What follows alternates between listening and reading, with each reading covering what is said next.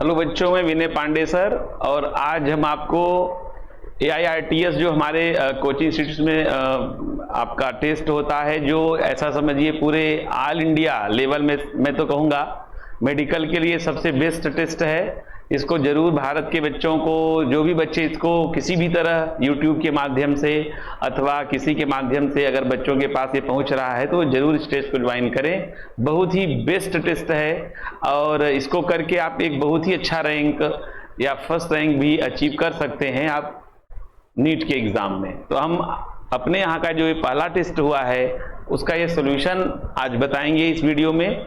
और बस just start करते हैं, आप क्वेश्चन पढ़ते चले जाएंगे।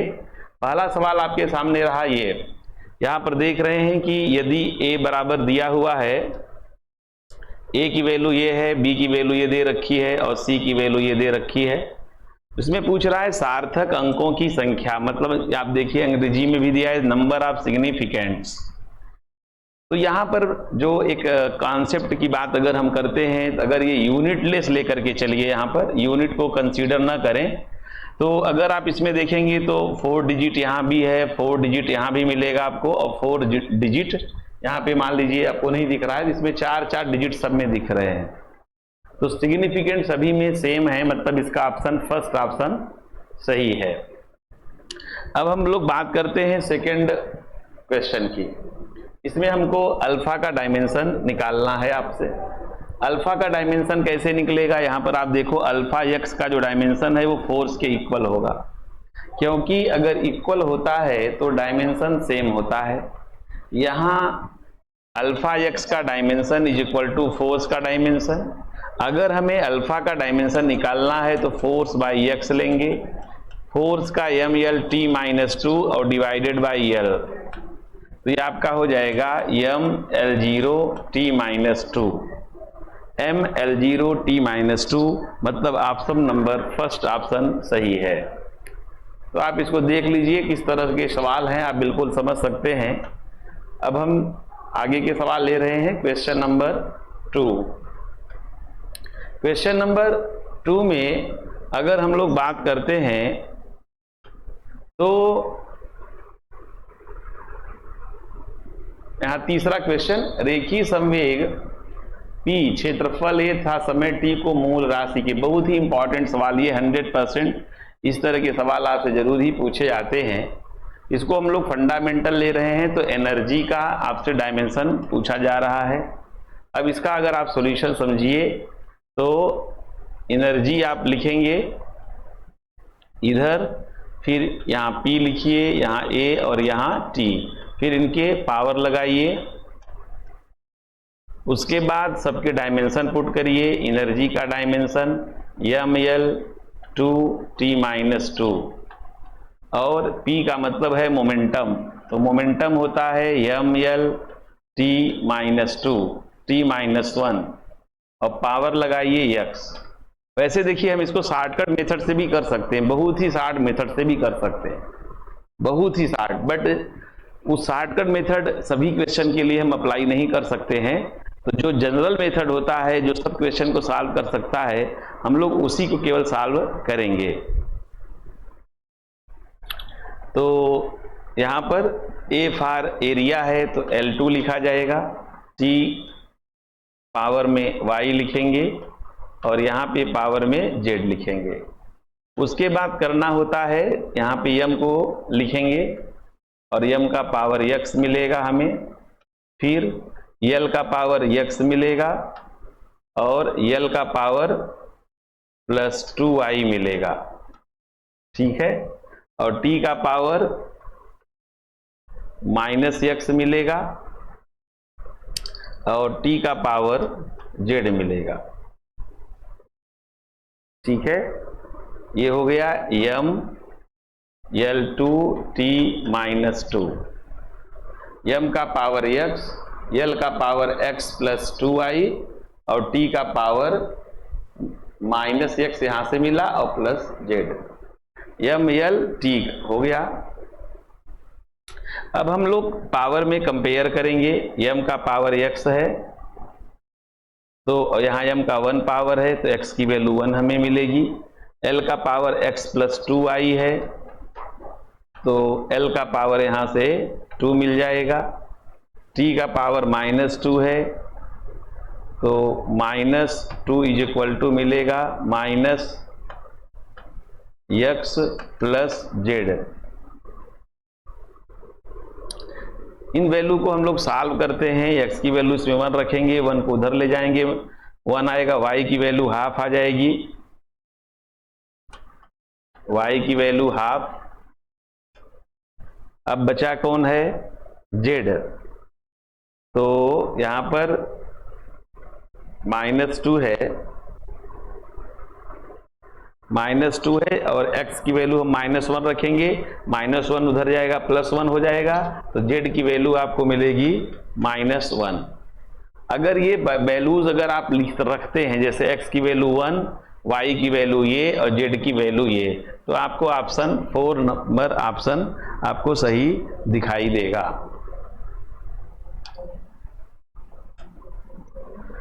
उसके बाद हम लोग क्वेश्चन नंबर 4 लेंगे।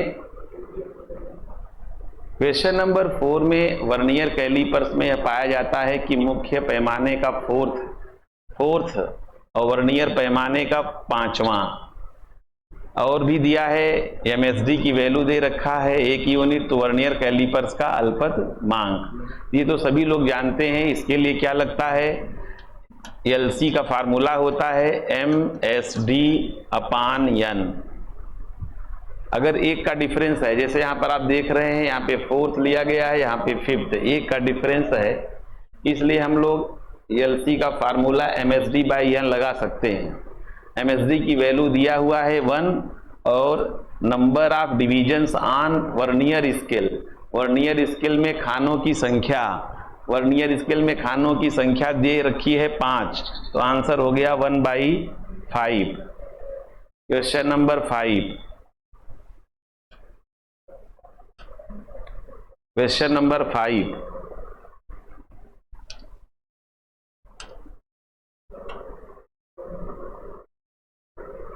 क्वेश्चन 5 क्या कह रहा है, Z की वैल्यू दे रखा है, परसेंटेज एरर निकालना है। देखो Z आपको परसेंटेज एरर पता होगा, कैसे निकालते हैं, delta Z/Z into 100 is equal to, A को लिखेंगे डेल्टा A का परसेंटेज एरर में 3 का मल्टीप्लाई करते हैं, तो A का परसेंटेज एरर 1 है, जो पावर है उससे मल्टीप्लाई करना होता है।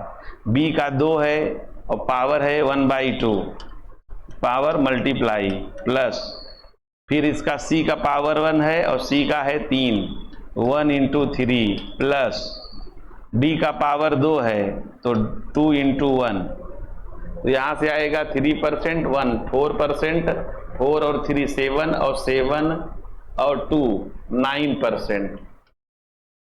ऑप्शन सेकंड ऑप्शन सही है।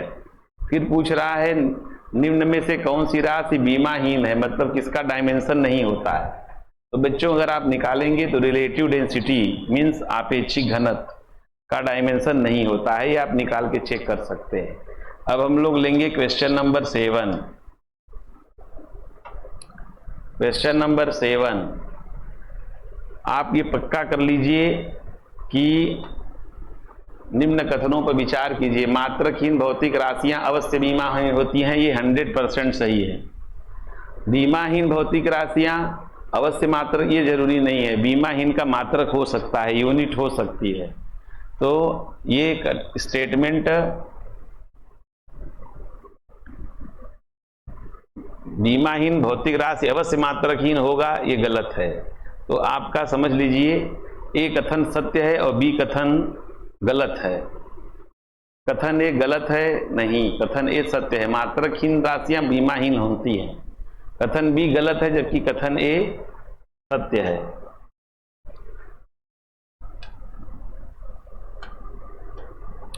अब हम लोग क्वेश्चन नंबर 8 देखेंगे। क्वेश्चन नंबर 8 कह रहा है सरल रेखा में गतिशील कण का विस्थापन समय ग्राफ नीचे दिया गया है, कण का वेग बताइए। तो कण का वेग कैसे बताना है, देखिए यहाँ पे एंगल दिया है लेकिन इधर डिस्प्लेसमेंट इधर टाइम। बच्चों जब भी हम वेलोसिटी बताते हैं तो जो स्लोप होता है ना वो टाइम के साथ लेना पड़ता है, एंगल हमेशा टाइम के साथ लेना पड़ता है। तो यहाँ पे वेलोसिटी होती है tan थीटा, लेकिन tan थीटा, थीटा कितना लेंगे यहाँ पे 30 डिग्री, हमेशा एंगल टाइम के साथ लेना होता है। तो ये आपका आंसर आ जाएगा 1/√3, ये आंसर सही है। अब लेंगे हम अगला क्वेश्चन।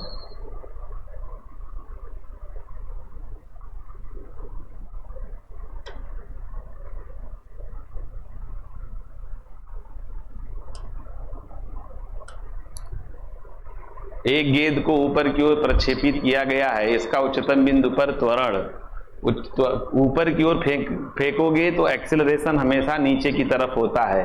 ऑप्शन 3 सही है। फिर क्वेश्चन नंबर 10 भी देख लेते हैं। विराम अवस्था में स्थित एक कार एक समान रूप से त्वरित होती है तथा 10 सेकंड में 40 मीटर प्रति सेकंड की चाल प्राप्त करती है।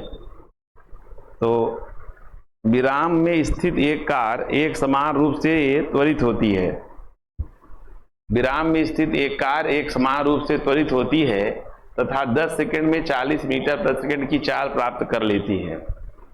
तो वह दूरी तय करेगी। तो सबसे पहले आप एक्सेलरेशन निकालिए। देखिए v² बराबर यहाँ पे लगाइए 2as, अंतिम वेग है 40 इंटू 40/2 इंटू 10 सेकंड में 40 मीटर की प्रति सेकंड की चाल प्राप्त करती है। तो इसमें आप फर्स्ट इक्वेशन लगाइए, v = u + at। यहाँ पर ये विराम से चली है तो प्रारंभिक चाल 0 करेंगे। कितना चाल प्राप्त करती है 40। एक्सीलरेशन पता करिए, टाइम दिया है 10, तो एक्सीलरेशन ये आ गया। अब चली गई दूरी चाहिए लगा दो, s बराबर ½ at²।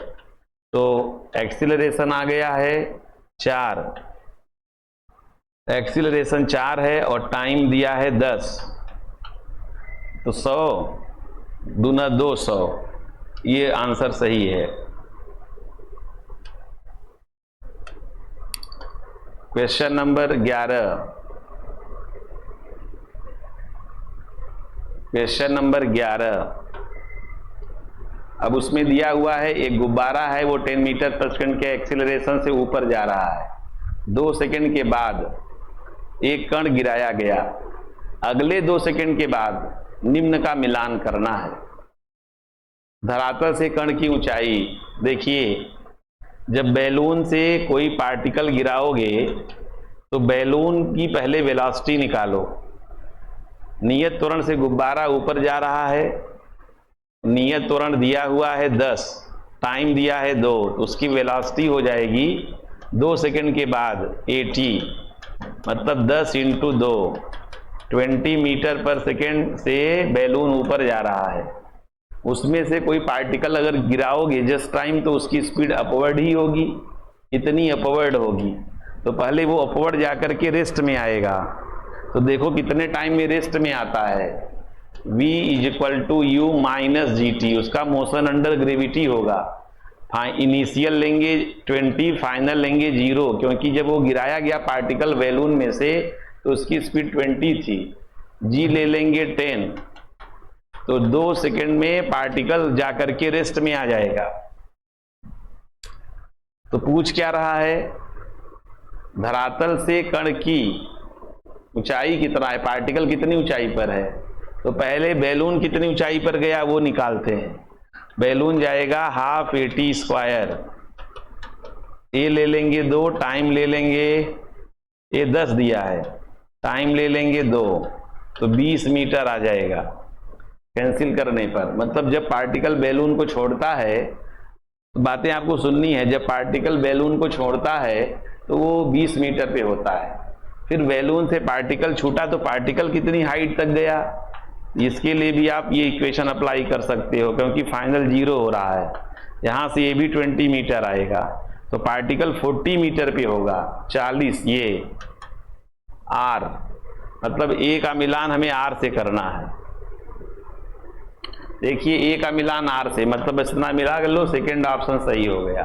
बाकी आप चेक करते रहिएगा। Question number 12। बहुत ही इंपॉर्टेंट सवाल है।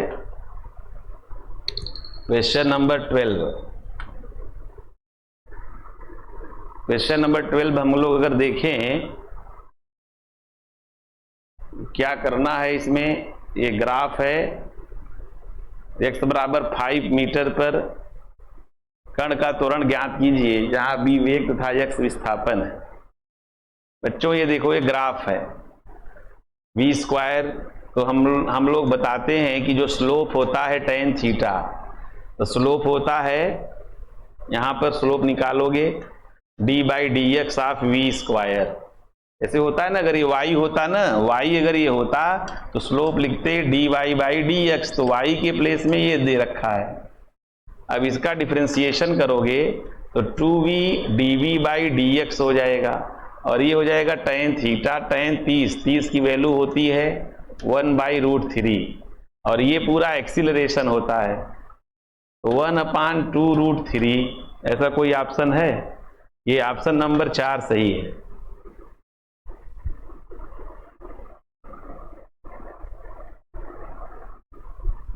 v dv by D x acceleration कैसे होता है जरा देख लो। देखो एक्सीलरेशन होता है dv बाई dt ना, वेलोसिटी होती है dx बाई dt। तो हम क्या कर रहे हैं, इसको डिवाइड कर रहे हैं, तो dt कटेगा, a by v dv by dx, तो एक्सीलरेशन क्या हुआ v dv बाई dx। ये देख लीजिए आप।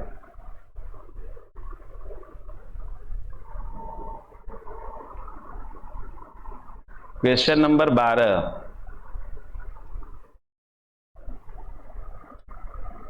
आगे का सवाल देखेंगे। Question number 13। एक कण विराम से गति करता है, नियत त्वरण से गति करता है n सेकंड में और n वें सेकंड में, तो n सेकंड में चली गई दूरी हो जाएगा s बराबर हाफ a। n सेकंड मतलब n t स्क्वायर करते हैं तो यहाँ पे टाइम की जगह n लिखेंगे, ये मान लीजिए s1। फिर n वें सेकंड में मतलब t वें सेकंड वाला formula u plus half a 2t minus 1, दोनों का रेशियो मारो, ये कैंसिल करो, n square by 2n minus 1। Second option सही है। Question number 14।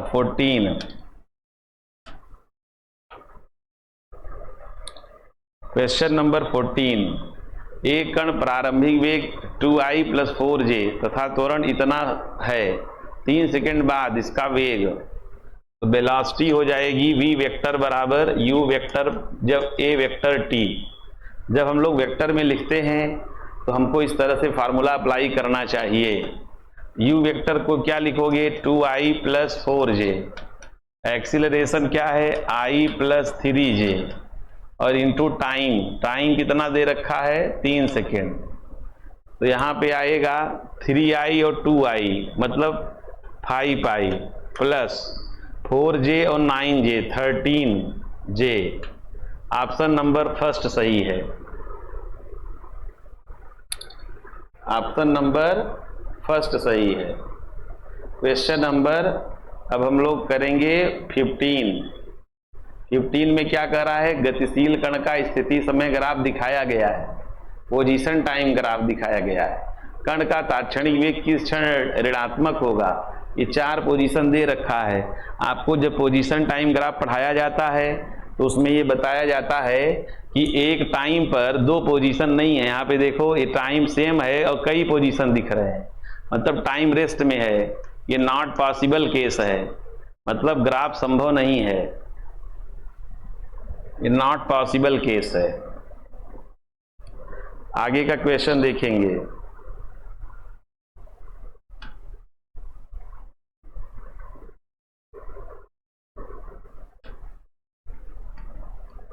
देखिए क्वेश्चन नंबर 16 बहुत ही इंपॉर्टेंट सवाल है, मुझे बहुत पसंद है ये सवाल, बहुत ही पसंद क्वेश्चन है ये। दर्शाए गए चित्र के फलन के रूप में x अक्ष के अनुदिश गतिशील कण के वेग के दर्शाया गया है। समय t बराबर 1 सेकेंड, तो t बराबर 1 सेकेंड यहाँ कहीं होगा, t बराबर 7 सेकेंड यहाँ कहीं होगा, औसत त्वरण पूछ रहा है, एवरेज एक्सीलरेशन। तो एवरेज एक्सीलरेशन कैसे निकालते हैं? एवरेज एक्सीलरेशन होता है वेलोसिटी में चेंज बटे टाइम। ये एवरेज एक्सीलरेशन का फार्मूला होता है। तो यहाँ की वेलोसिटी और यहाँ की वेलोसिटी का चेंज निकालेंगे। तो यहाँ की वेलोसिटी कैसे निकलेगी? स्लोप, ये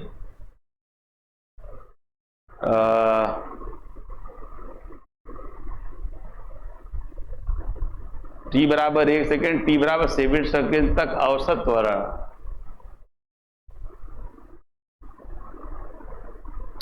ये क्या दे रखा है? वेलोसिटी वर्सेस टाइम दे रखा है। तो उसको वो ऐसा करते हैं। चलो दूसरा एक कॉन्सेप्ट अप्लाई करते हैं यहां पर।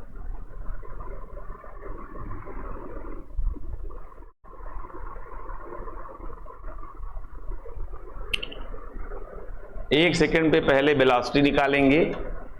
1 सेकेंड पर वेलोसिटी u यहाँ पे 0 है, u प्लस at, u 0 लेंगे। एक्सीलरेशन यहाँ का निकालोगे, परपेंडिकुलर बाई बेस मतलब 10 आएगा, और टाइम 1 मतलब 10 आया। ये वेलोसिटी हो गई यहाँ वाली, मतलब 1 सेकेंड पर। अब 7 सेकेंड पर निकालोगे तो यहाँ से चलोगे यहाँ, तो 7 सेकेंड में वेलोसिटी कितनी मिलेगी? देखिए v2 is equal to 7 second के लिए बच्चों प्रारंभिक चाल लेंगे 20, u प्लस a। 7 सेकेंड का a निकालो, तो इसका परपेंडिकुलर, a माने स्लोप, a मतलब स्लोप, क्योंकि ये vt ग्राफ है तो a स्लोप से निकलता है। तो a कैसे निकलेगा? परपेंडिकुलर, परपेंडिकुलर 10 है, बेस 2 है, परपेंडिकुलर 10 है, बेस 2 है, तो 5 इंटू टाइम कितना लगेगा? 6 से 7 तक जाने में 1 सेकेंड, ये आ गया 25। तो 25 में से 10 घटाइए, v2 माइनस v1 अपान टाइम। 25 में से 10 घटाएंगे आएगा 15, और उसमें से 6 में भाग करेंगे, 15 डिवाइडेड बाई 6, ये आएगा 2.5।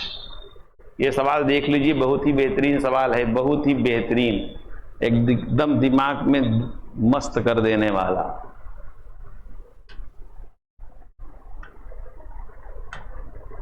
अब देखो क्वेश्चन नंबर 16, क्वेश्चन नंबर 17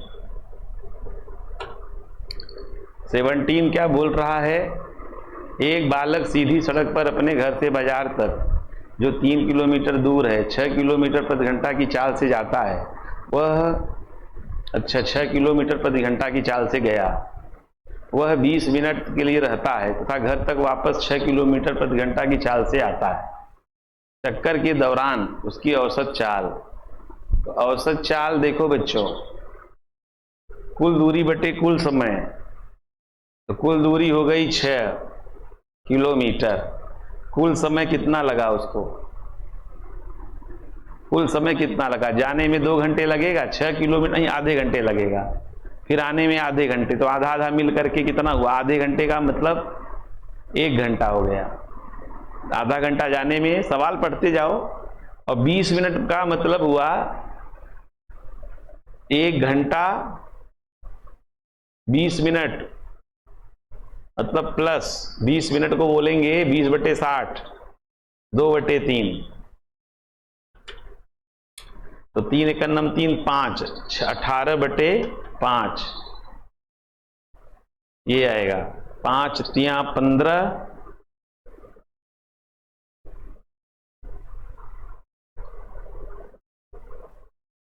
कुल दूरी 3 किलोमीटर गया, 6 किलोमीटर प्रति घंटा की चाल से। बाजार में 20 मिनट के लिए रहता है था, घर तक वापस 6 किलोमीटर प्रति घंटा की चाल से लौटता है। चक्कर के दौरान उसकी औसत चाल।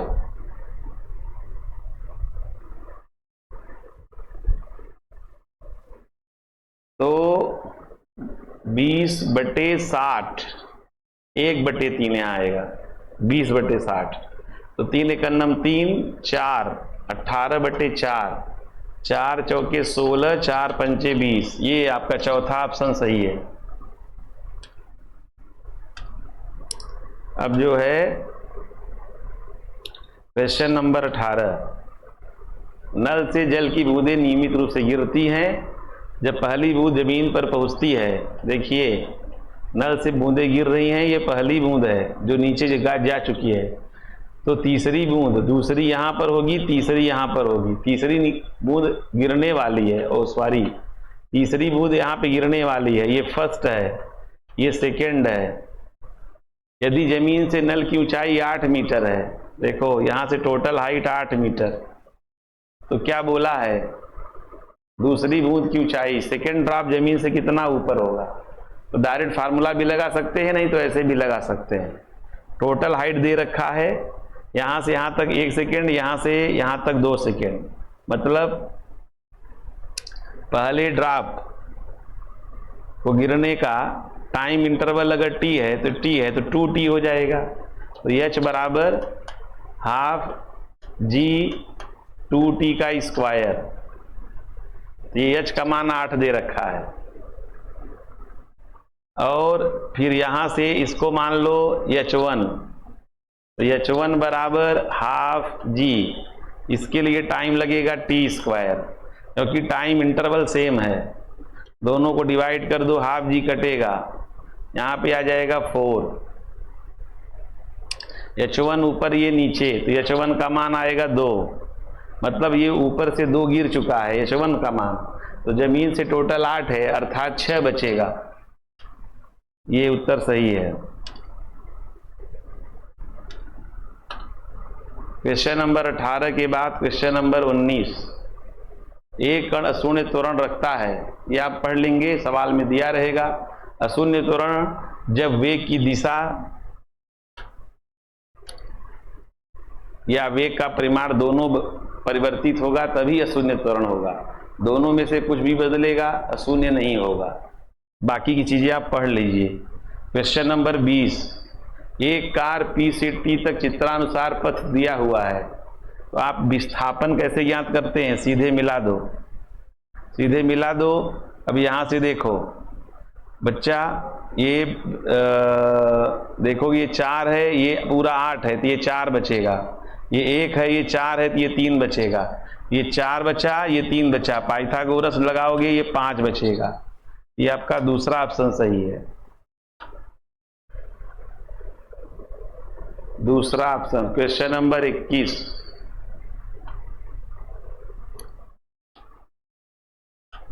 क्वेश्चन नंबर 21, जब एक कण परिवर्ती त्वरण से गति करता है तो उसकी चाल,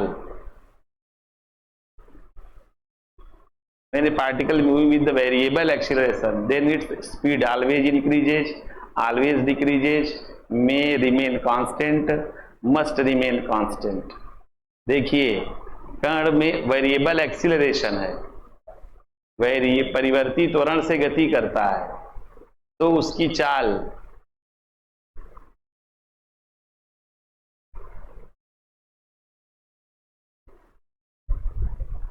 वेरिएबल एक्सीलरेशन है, तो हमेशा बढ़ने का ही चांस आएगा। मैंने particle is moving with the variable acceleration, acceleration very कर रहा है तो स्पीड तो कंटिन्यूअस बढ़ेगी ही। क्वेश्चन नंबर 22,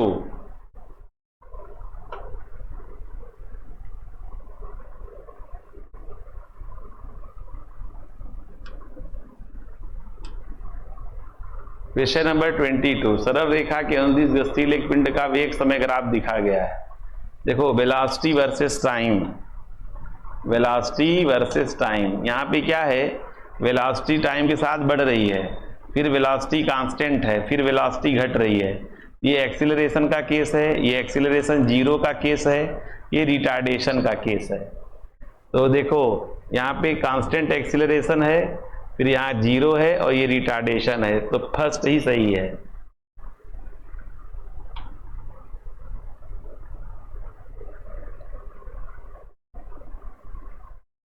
क्वेश्चन नंबर 23,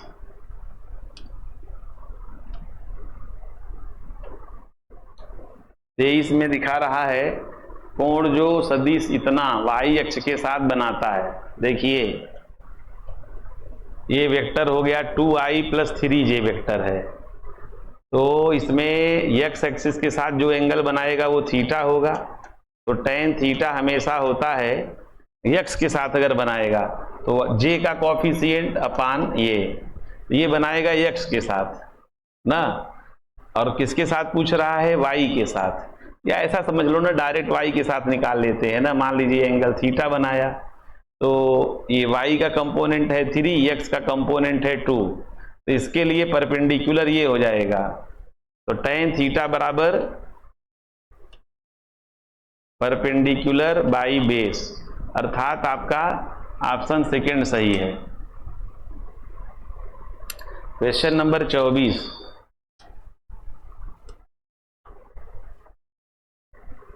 ए डॉट बी पूछ रहा है।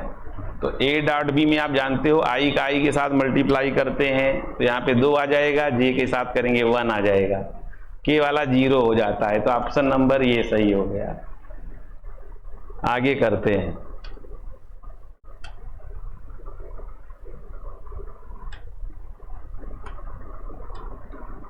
ये हो गया क्वेश्चन नंबर 25। 25 में क्या कह रहा है कि 2 कारें जैसा दिखाई दे रहा है चल रही हैं, कार बी का ए के सापेक्ष, मतलब velocity of B with respect to A, तो लिखोगे velocity of B minus velocity of A. अच्छा, तो इसमें माड अगर लगाओगे तो यहाँ पे एंगल वैल्यू क्या दिख रहा है, एंगल वैल्यू 90 दिख रही है। तो 90 में आप जानते हो पाइथागोरस थ्योरम लगाएंगे,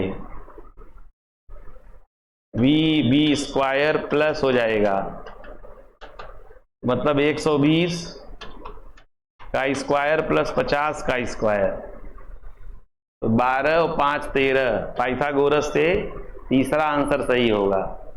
क्वेश्चन नंबर 26,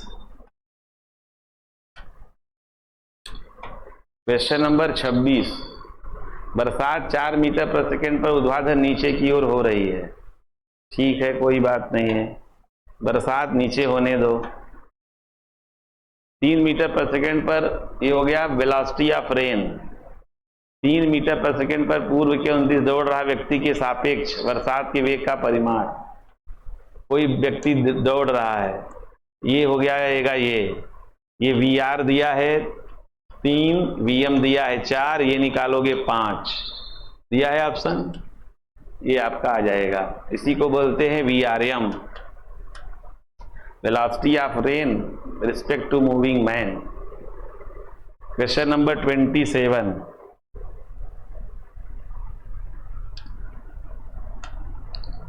क्वेश्चन नंबर 27, एक प्रक्षेप उड्डयन काल, इसको भी देखिए अच्छा सवाल है। एक प्रक्षेप उड्डयन काल टी था परास आर रखता है, यदि उड्डयन काल 3 गुना कर दिया जाए प्रक्षेपण कोण को न बदले। यहाँ पे एक खास बात है, तो आप एक रिलेशन जान लो कि प्रक्षेपण कोण न बदलते हैं तो नया परास क्या होता है, परास प्रोपोर्शनल टू टी स्क्वायर। ये कंसेप्ट रख लोगे, 1 सेकंड में आंसर आ जाएगा। ये प्रूफ करके भी हम लोग सवाल में सीख सकते हैं, वहां भी सीख सकते हैं। क्वेश्चन नंबर 28 देखिए, एक गेंद को जमीन से 4 मीटर ऊंची दीवार को ठीक पार करने के लिए जमीन पर 8 मीटर की दूरी से फेंका जाता है। देखो ये दीवार है, ये 8 मीटर है और दीवार है 4 मीटर, ऐसे फेंकते हैं ये। तो गेंद दीवार से 32 मीटर, यहां से 32 मीटर दूर गिरती है। गेंद का प्रक्षेपण कोण मतलब थीटा का मान हमें ज्ञात करना है। तो ये एक फार्मूला होता है, आपने पढ़ा होगा, प्रक्षेप पथ का समीकरण, इक्वेशन ऑफ ट्रेजेक्टरी। तो ट्रेजेक्टरी कहती है y is equal to x tan theta 1 minus x by R. इसको सॉल्व करेंगे तब आपका आंसर मिलेगा। यहाँ पर ये x की वैल्यू 8 है और y की वैल्यू 4 है, बराबर टेन थीटा 1 माइनस एक्स की वैल्यू 8 है, y आर रेंज यहाँ से यहाँ तक 40 होगा, 8 और 32 40, 8 से भाग करेंगे 1/5 आएगा। तो 4 बराबर 8 tan थीटा और यहाँ आएगा 4/5, 4/5, 4 से 4 कटेगा, 5 ऊपर 8 नीचे, tan थीटा बराबर 5/8, tan इनवर्स 5/, ये आपका ऑप्शन सही है।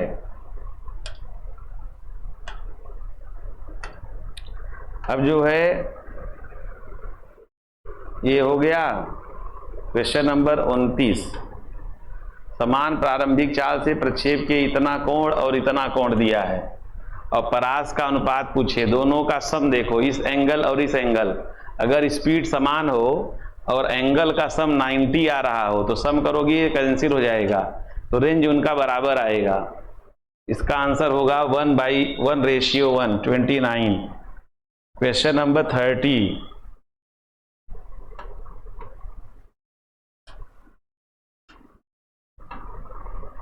क्वेश्चन नंबर 30 जरा देखिए, जब दो गेंदे को 36 से 60 और 45 पर प्रक्षेपित किया जाता है तो उनकी प्राप्त अधिकतम ऊंचाइयां समान होती हैं, ऊंचाई समान होती है।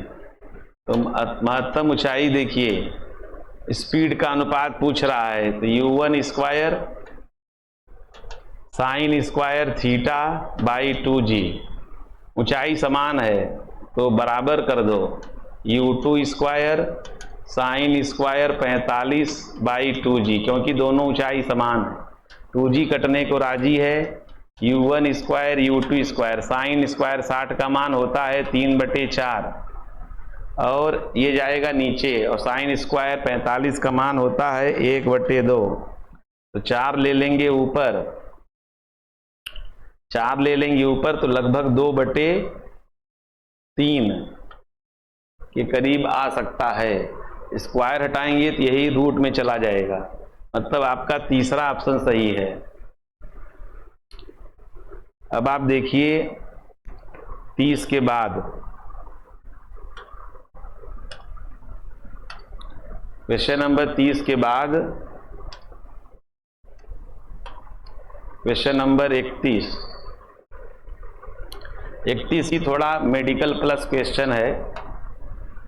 एक पिंड मूल बिंदु से प्रारंभ कर एक्स वाई तल में गतिशील है, वेलोसिटी दिया हुआ है, तो आपको पता है क्योंकि यहाँ पर एक्स और वाई, आई और जे दोनों का नाम है और एक्स वाई तल का मोशन है, मतलब ये मोशन इन प्लेन का कॉन्सेप्ट है।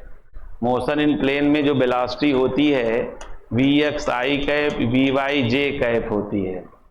अगर हम कंपेयर करेंगे तो वी एक्स की वैल्यू ए मिलेगी और वी वाई की वैल्यू मिलेगी बी एक्स। वी एक्स को लिखते हैं d x upon d t, B y को लिखते हैं d y upon d t. यहाँ पे दोनों को डिवाइड करेंगे तो मिलेगा D x upon D Y और ए अपान बी एक्स। तो यहाँ पे B X D X is equal to A D Y, integration करोगे B X square by 2 is equal to A Y, B X square बटे 2a, option number second सही है। Question number 32। अब हम लोग देखेंगे क्वेश्चन नंबर 32।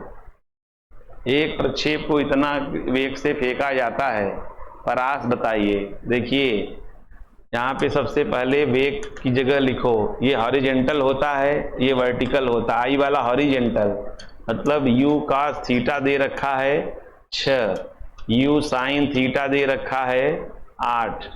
आपसे पूछ रहा है परास, परास का सूत्र आपको बहुत सारे सूत्र याद होंगे, u स्क्वायर साइन 2 थीटा, मतलब 2 sine theta cos theta upon G. तो आप ऐसा करिए, एक u दे दीजिए इसको, एक u इसको, तो u sine theta u cos theta upon G, ये और एक 2 रहेगा। u साइन थीटा दे रखा है 6 और 8 48 48 और 2 96 में 10 से भाग करेंगे 9.6, ये आंसर आएगा। Question number 33।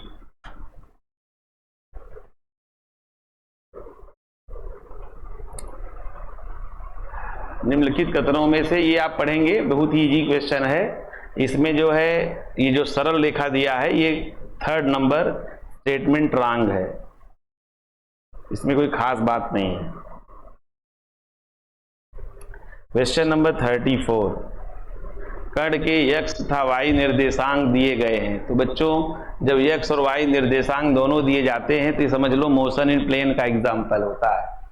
Motion in plane में वेग और त्वरण बताना है t बराबर 1 सेकेंड में। तो x की वैल्यू दिया है, dx बाई dt निकालेंगे 4t आ जाएगा, यहाँ से dy बाई dt निकालेंगे तो ये आ जाएगा 3। अच्छा 1 सेकेंड रख देंगे तो ये 4, वेक्टर में रखेंगे तो i कैप, इसको रखेंगे j कैप। अब इसका जो है नेट निकालेंगे तो 5 आएगा, बाकी कोई ऑप्शन नहीं सही है, 5 ही इसमें सही है। वेग 5 आएगा तो एक्सीलरेशन 4 देगा, क्योंकि यहाँ पे इसका डिफरेंशिएशन करोगे तो ए वाई आएगा, ए वाई 0 होगा, कांस्टेंट है, और एक्सीलरेशन x डायरेक्शन में आ जाएगा 4, तो नेट एक्सीलरेशन 4 ही आएगा। मीन्स आपका फर्स्ट ऑप्शन करेक्ट ऑप्शन है। अब हम लोग क्वेश्चन नंबर 35 करेंगे। यदि एक पिंड एक समान वृत्तीय गति की अवस्था में हो तो उसका वेग तथा त्वरण दोनों परिवर्तित होते हैं, उसका डायरेक्शन चेंज होता रहता है। ये बात सच्ची है। यदि वेग का परिमाण v था एक समान वृत्तीय गति त्रिज्या r हो तो त्वरण का परिमाण v²/r, ये भी सही है, v²/r होता है। a और r दोनों सत्य हैं, लेकिन r a की सही व्याख्या नहीं करता है। ऑप्शन यही सही है, दोनों सत्य हैं। तो 35 का फर्स्ट सही है। अब हम लोग लेंगे क्वेश्चन नंबर 36। आपका सेकेंड पार्ट चालू हो गया। 36 में बहुत ही इंपॉर्टेंट क्वेश्चन है ये।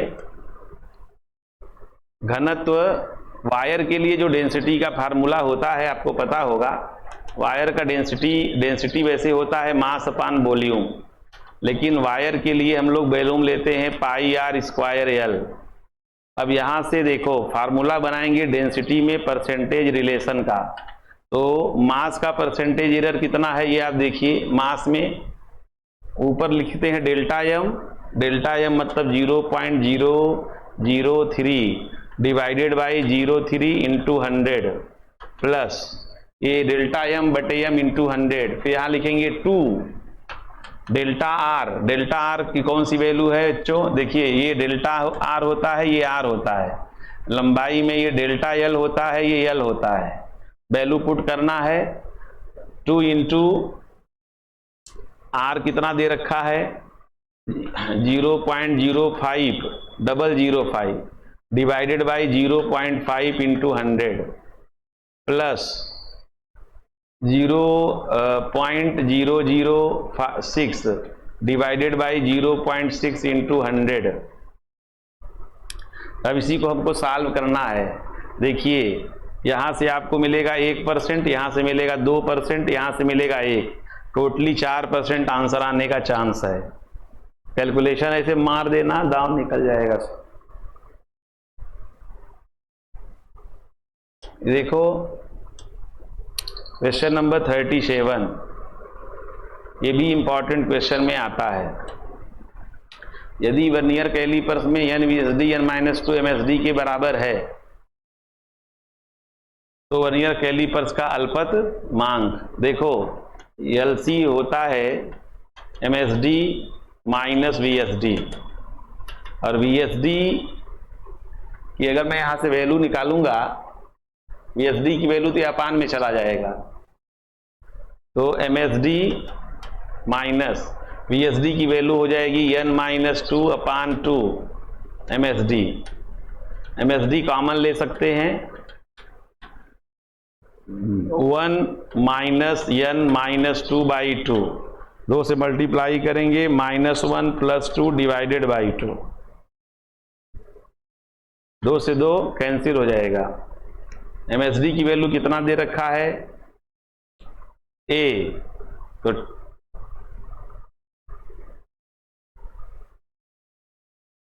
जहां 2 से 2 डिवाइड हो गया AN,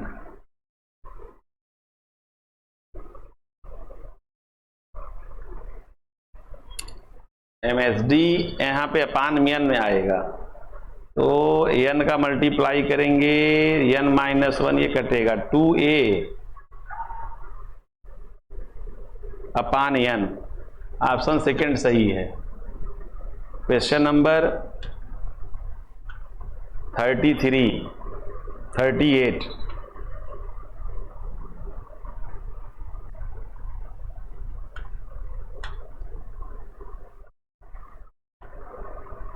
38 में कहता है इनके समीकरण में से कौन सा समीकरण बीमी रूप से सही नहीं है। सबकी बीमा चेक करिए। ऐसे ये तो सही है, आपको पता, ये भी सही है, आपको पता है।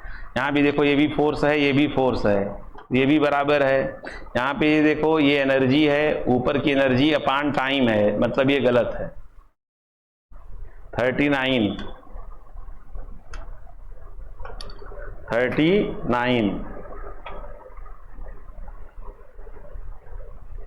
ये पद्धति के बदलने वाला कॉन्सेप्ट आपको आना चाहिए।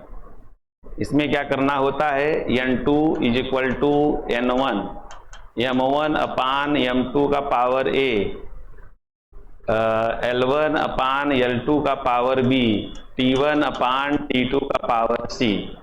ये वैल्यू पुट करेंगे और बल है ना, तो बल में MLT-2 लगाएंगे, पावर में यहाँ 1 लगाएंगे, यहाँ पे पावर में भी 1 लगाएंगे, यहाँ पावर में -2। और इसको सब की वैल्यू जैसे पहले क्या करना है, 1 न्यूटन दिया है तो 1 यहाँ रखिए, न्यूटन के लिए ऊपर लगाइए केजी और नीचे लगाइए 10 ग्राम। क्लियर?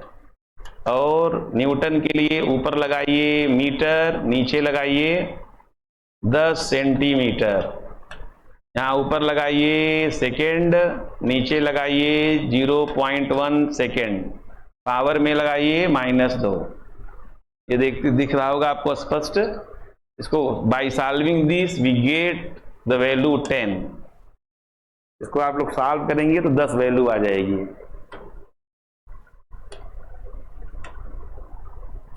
अब हम अगला सवाल करेंगे, क्वेश्चन नंबर 40। इसमें केवल मिलान करना है किसका किससे बराबर है। तो कोणीय संवेग mL2T-1, mL2T-1 ये फर्स्ट से मिल रहा है। अच्छा, 2 में देखो, 2 में ऑप्शन है, तभी भी कुछ मिलाओ। घनत्व mL3 बी थर्ड से किस में मिल रहा है, ये ऑप्शन नंबर 3 सही है। ये तो तुम लोग भी थर्ड कर सकते हो अगर जरा बुद्धि है तो। Question number 41। एक ट्रक इस प्रकार गति करता है कि इसका वेग समय का रेखी फलन है। वेग समय का मतलब ऐसा है, ये v बराबर kt, तो यहाँ भी पावर 1 है, पावर 1 है, तो स्ट्रेट लाइन बनेगा वेलोसिटी और टाइम में। उसके बाद क्या बोल रहा है, velocity versus time, straight line, त्वरण वर्सेस समय। अगर डिफरेंशिएशन करोगे तो आ जाएगा k। तो वेलोसिटी का ऐसे बनेगा, एक्सीलरेशन टाइम ऐसे बनेगा, और दोनों में ही स्ट्रेट लाइन है, मतलब ये बनेगा 42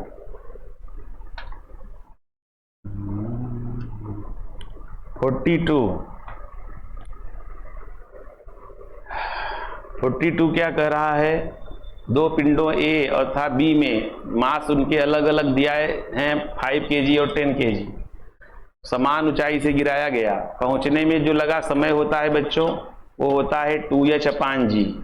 अगर किसी बॉडी को फ्रीली गिराया जाता है तो 2h/g लगता है। दोनों के लिए हाइट सेम है, आप क्वेश्चन में पढ़ सकते हैं। यहाँ पे इतना है समान ऊंचाई, हाइट सेम है, तो हाइट अगर सेम है तो टाइम का रेशियो भी वही आता है। उनके मास से कोई लेना देना नहीं होता। बॉडी का मास कम ज़्यादा है, इससे कोई मतलब नहीं है, बॉडी के मास से कोई मतलब नहीं होता। Question number 42। क्वेश्चन नंबर 43 का क्या कहना है, कण का त्वरण 0 कब होता है, जरा चेक करो भैया।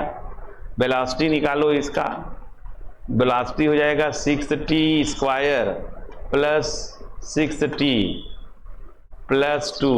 एक्सीलरेशन निकालो। क्या कर रहे हैं पता है ना, इसका टाइम के रिस्पेक्ट में डिफरेंशिएशन कर रहे हैं।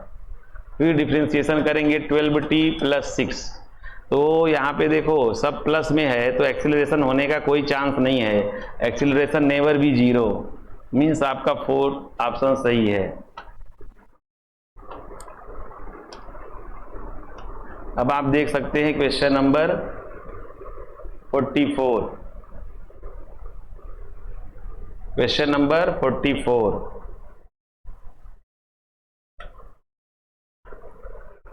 यह ऊंचाई से गिरने वाला एक पिंड धरातल तक पहुंचने में t1 समय लेता है। चलिए बाबा, तो t1 हो गया √2h/g।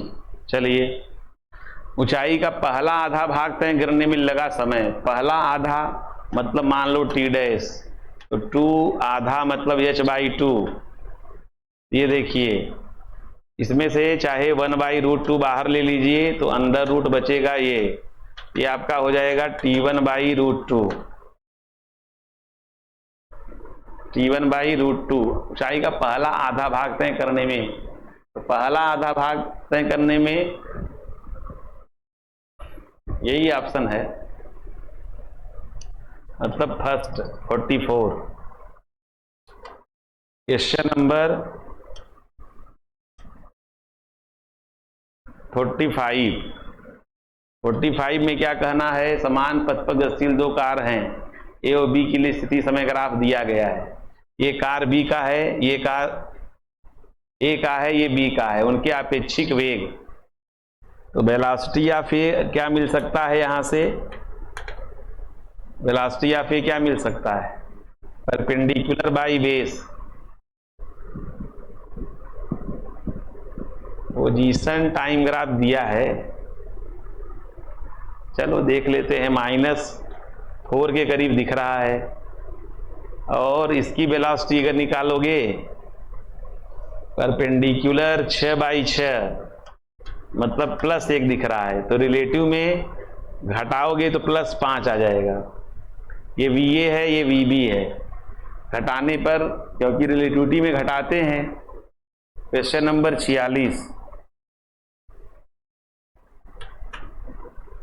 क्वेश्चन नंबर 46, एक कण XY तल, मतलब देखिए this is the motion in plane. x में ये कंपोनेंट दिया है, y ये दिया है, तो पहले निकाल लो velocity in x direction. Velocity इसका निकालोगे तो 4 + 2t आ जाएगा, और यहां से Vy निकालोगे तो 2 + t² का 2t, 2 कट जाएगा, t आ जाएगा। अब इसमें देखो कहाँ पे ऐसा मिल रहा है, ये Vx है, ये Vy है। टोटल वेलोसिटी हम लोग जानते हैं Vxi कैप Vyj कैप, तो Vx और Vy रख करके ऐड करना है। सेकेंड ऑप्शन सही है। ये हो गया 46। 46 के बाद 47, एक कण को इतना की चाल से 36 से 53 अंश के कोण पर प्रक्षेपित किया जाता है। वह समय ज्ञात कीजिए जब वेग सदिश त्वरण के लंबवत हो। देखिए, इसको फेंका गया, वेग सदिश महत्तम ऊंचाई पर त्वरण के लंबवत होता है एट द मैक्सिमम हाइट। तो यहाँ से यहाँ तक जाने का जो टाइम होता है वो टोटल टाइम ऑफ फ्लाइट का आधा होता है। वह समय पूछ रहा है, तो टाइम ऑफ फ्लाइट हम लोग निकाल ले 2u sin θ/g। u का मान दिया हुआ है 40, साइन 53। देखिए ये 53 और उसका क्या खेल है, एक एंगल वैल्यू अगर ये 53 लेते हैं, ये 37 होता है, और ये हो जाएगा 4 3 5, 4 3 5, तो परपेंडिकुलर हो जाएगा 4/3, 4/5। जी का मान 10, ये 0 0 कटेगा। अब आपको क्या मिल सकता है? 16 दूना 32, 32 में 5 से भाग करिए, 32 में 5 से भाग करना है, ये लगभग मिल सकता है 6.4 हो गया। 47 48 48 देखिए, एक पत्थर को ऊर्ध्वाधर ऊपर की ओर अधिकतम ऊंचाई h प्राप्त करने के लिए प्रक्षेपित किया जाता है, एकदम ऊपर की ओर फेंका जाता है पत्थर को। तो क्या होता है इसके साथ? प्रक्षेपित किया जाता है, पत्थर को ऊर्ध्वाधर ऊपर की ओर अधिकतम ऊंचाई h प्राप्त करने के लिए प्रक्षेपित किया जाता है। चलो भैया यहां से फेंको, ये मैक्सिमम हाइट कितनी जा सकता है? h 4h/5 ऊंचाई पर इसकी गतिज ऊर्जा था स्थितिज ऊर्जा का अनुपात। अच्छा, तो 4h/5 ये हाइट मान लो, इतनी हाइट पर इसकी गतिज ऊर्जा, तो स्थितिज ऊर्जा तो इसकी हो जाएगी mgh, मतलब 4h/5। चलो स्थितिज निकल गई। टोटल इसके पास एनर्जी कितनी बच रही है? mgh।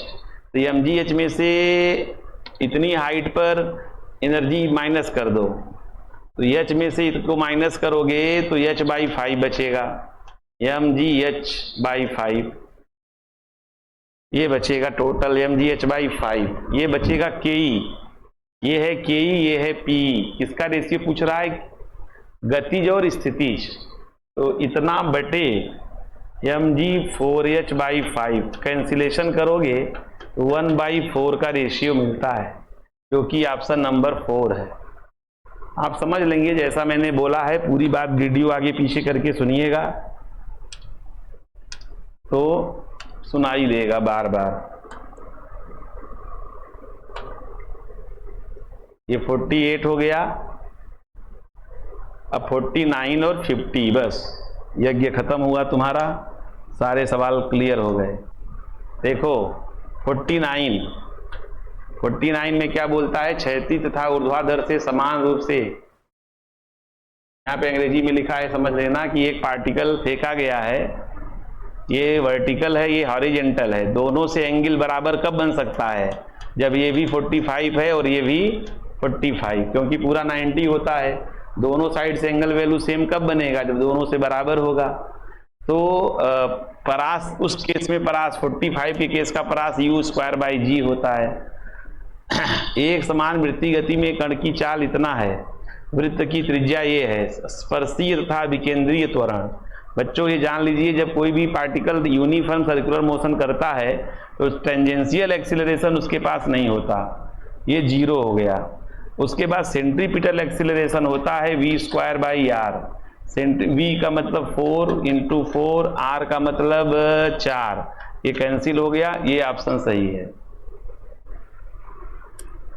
धन्यवाद आपको पूरा वीडियो देखने के लिए, और एक बेहतरीन और एनर्जेटिक सॉल्यूशन आपके सामने प्रस्तुत हुआ। इसको देखिए, क्वेश्चन का लेवल देखिए, जो आपको कितनी मदद करेगा आपके एग्जाम में, और आपको एक बेस्ट स्टूडेंट फिजिक्स का बनाने में कितना हेल्पफुल है। और हमारी संस्था आपके साथ तत्पर है, पूरी ऊर्जा के साथ, पूरे लगन के साथ हम लोग आपसे जुड़े हुए हैं, और आप भी ऐसे कार्यरत रहिए। बिना मेहनत के, बिना कठिन परिश्रम के मंजिल हासिल नहीं होती। धन्यवाद।